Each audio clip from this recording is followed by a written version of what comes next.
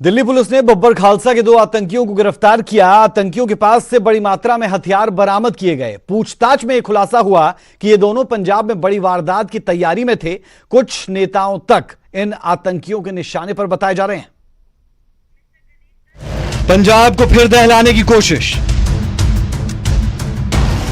बब्बर खालसा की बड़ी साजिश नाकाम। 2 आतंकियों को पुलिस ने किया गिरफ्तार, जिन्होंने पंजाब को जलाने की साजिश रची थी, जिनके निशाने पर पंजाब के कई सियासतदान थे, जो पंजाब को आतंक से थर्राने की नापाक कोशिश में थे, वो आखिरकार पुलिस के हत्थे चढ़ ही गए।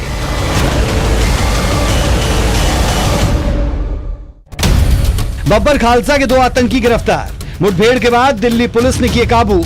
आतंकियों से बड़ी मात्रा में हथियार बरामद। पंजाब में बड़ी वारदात की तैयारी में थे दोनों।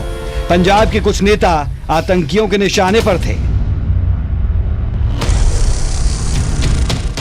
जिन आतंकियों को पुलिस ने काबू किया वो बब्बर खालसा के हैं। दोनों आतंकी लुधियाना के रहने वाले हैं और पंजाब में भी कई मामलों में इनकी तलाश थी। आतंकी दिलावर पहले भी गिरफ्तार किया जा चुका है। अबू धाबी से लाया गया था आतंकी दिलावर सिंह। गिरफ्तारी के बाद जमानत पर आया था जेल से बाहर। बब्बर खालसा ने जो साजिश रची थी, पुलिस की मुस्तैदी ने उसे नाकाम कर दिया और पुलिस इन दोनों से पूछताछ में जुटी है कि वो किस किस साजिश को अंजाम देने वाले थे। उनके साथ अभी और कौन कौन है और कहां है। शंकर आनंद, न्यूज़ 18 दिल्ली।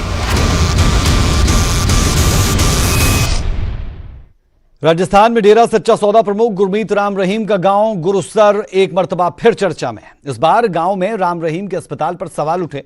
अस्पताल की नर्सों ने प्रबंधकों और मेल स्टाफ पर छेड़छाड़ करने के आरोप लगाए। इतना ही नहीं, फीमेल नर्सों ने मैनेजमेंट पर उनके कमरे और वॉशरूम्स तक में हिडन कैमरे लगाने के गंभीर आरोप लगाए। पूरा मामला पुलिस तक पहुंचा है और नर्सों के बयान के आधार पर पुलिस ने कार्रवाई शुरू कर दी है। शास्त्रनाम जी हॉस्पिटल में हम काम करते हैं। हम सारी नर्सें हैं। ये हमारे कमरे हैं, प्राइवेट कमरे दिए गए हैं। कई दिनों से हमारे रूम में छेड़खानी करने लड़के आते हैं। कई बार हमने शिकायत भी दर्ज करवाई है, लेकिन इसका कोई कार्रवाई नहीं की गई। इन दोनों बहनों को लॉकडाउन में निकाल दिया गया था। इन दोनों बहनों को लॉकडाउन में निकाल दिया गया था और सैलरी भी 3000 रुपये देते थे।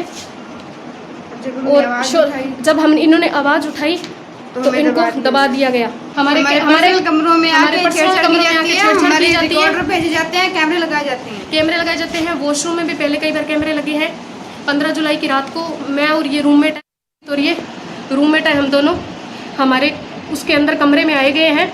कमरे में आने के बाद रात को हमारे जब कमरे में कोई आया है, जब हमने वहाँ जांच की, उस टाइम उन्होंने बोला कि कैमरे खराब है, हम जांच नहीं कर सकते। आए दिन हमारे साथ छेड़खानियाँ होती है, बदतमीजियाँ होती है। मेल स्टाफ हमें टॉर्चर करता है और फीमेल स्टाफ सीनियर वीरपाल दी हमें आके कमरों में धमकाती है। हमसे जो हमारी ड्यूटी नहीं है, हमसे वो भी ड्यूटियाँ करवाती हैं, सफाई करवाती है और हमें टॉर्चर करता है। लॉकडाउन में इन दोनों को घर से हॉस्पिटल से घर भेजा गया था। जब कार्रवाई की तो हम सबसे स्टाम्प लिखवाए गए, सबसे स्टाम्प